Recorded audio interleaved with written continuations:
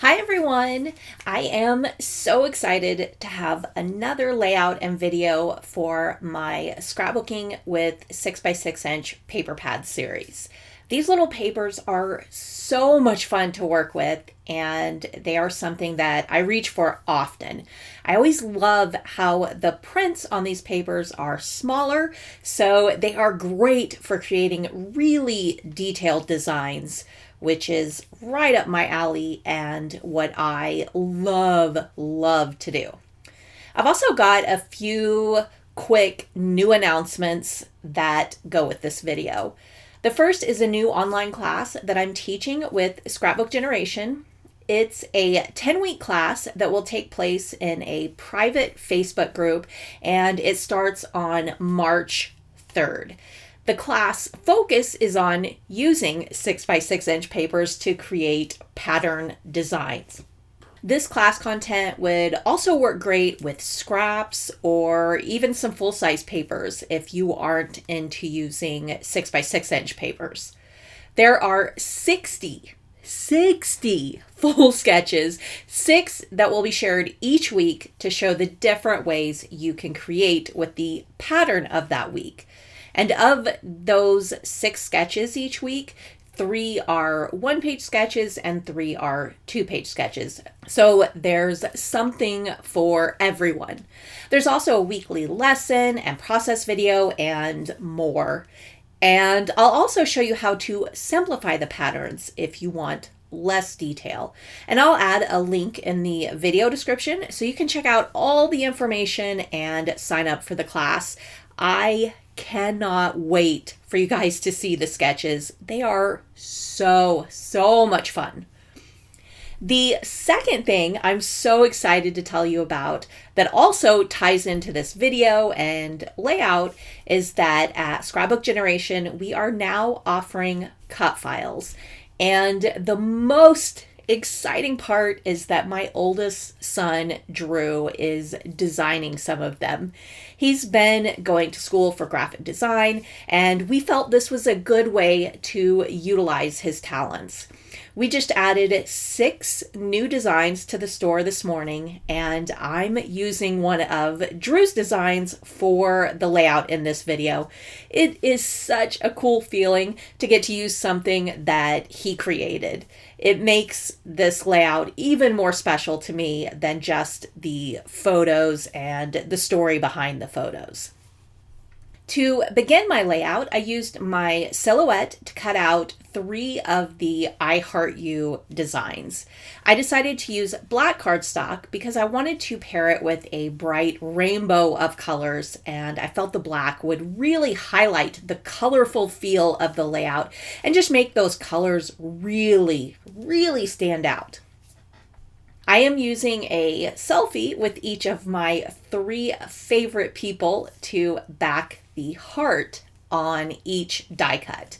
I decided to go with black and white photos so that the rainbow of colors I wanted to use with these papers isn't competing with the colors in my photos. So this will help those photos stand out a little bit more. To back the letters of each die cut, I knew that I wanted to do strips of some kind. I wanted this to be super colorful, so I picked out a rainbow of different pattern papers. And I'm going to use 4 colors per die cut, so I'm using 12 colors total, and I'm cutting a 1.5-inch strip for the design I have in mind.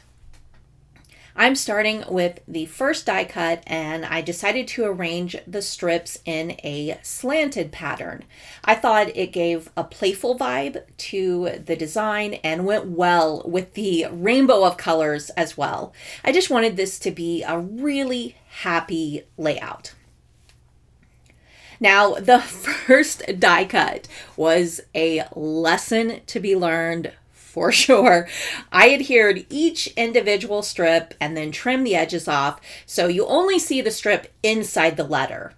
The first strip tilts upwards towards the left side, and then the next will tilt upwards on the right side, and I'm going to alternate this throughout the 3 die cut pieces.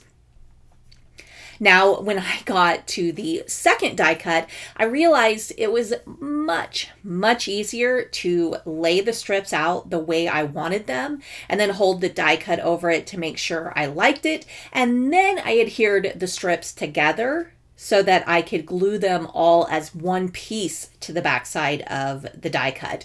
And then I just trimmed around the letter. And this was so much easier and faster than the first die cut and adhering one strip at a time.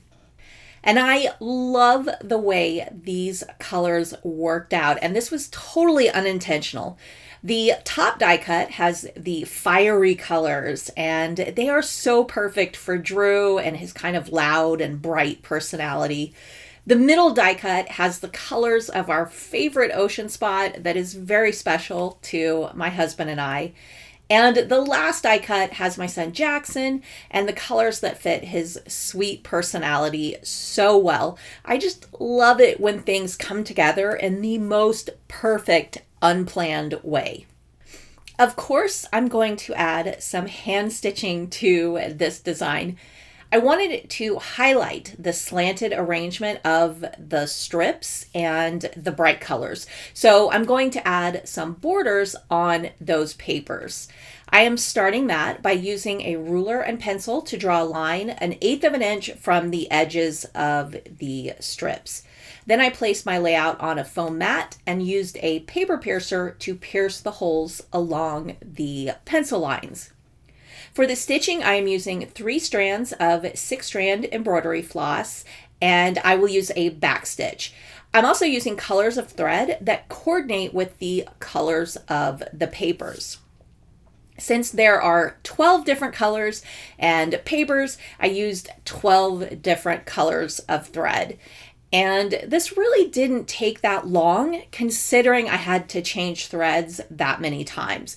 There's really not a lot of area that has stitching, so it went a lot faster than you might think.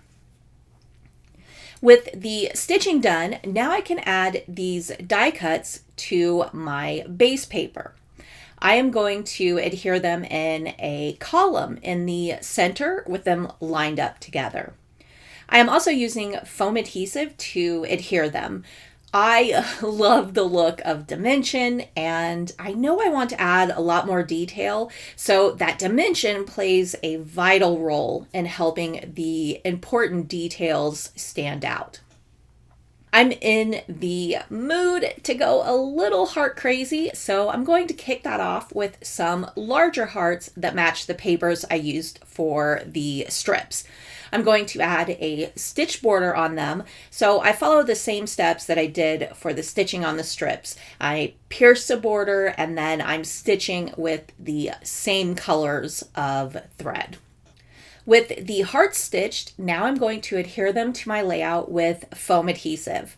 I add them in areas where they line up with the same pattern in the die cut pieces. The foam adhesive and the stitching allows me to overlap the same pattern papers without the heart getting lost in it. I told you I was in the mood to go a little heart crazy, so I'm using 2 smaller heart punches to add lots and lots of smaller hearts to the design. And I'm just kind of arranging them all over the layout. Some are on the white cardstock base, and then some of them are on top of the die cuts and strips. I am following the same idea as the stitched hearts, and I'm placing these smaller hearts to match the color of the strips in the die cut. And I'm using foam adhesive for all of these. Like I said earlier, I love dimension, and in a really detailed design like this, it can be so helpful for showing off that detail and interest. I wasn't sure if I was going to include a title or journaling on this layout. I felt like the die cuts pretty much said what I was feeling, so I let them take on multiple roles on the layout. I did, however, want to add some word and phrase stickers. I found a bunch that matched the colors of my layout, and so I placed some throughout the whole design on top of some of the hearts. And it was so fun to create a completely color matched rainbow fade design like this. After I had those colored hearts added, I decided to add some black hearts as well. I used the smallest heart punch and adhered them with foam adhesive all around the layout. And the very last detail I added were some black torn strips along the left and right edges to frame the whole design. And that completes my layout.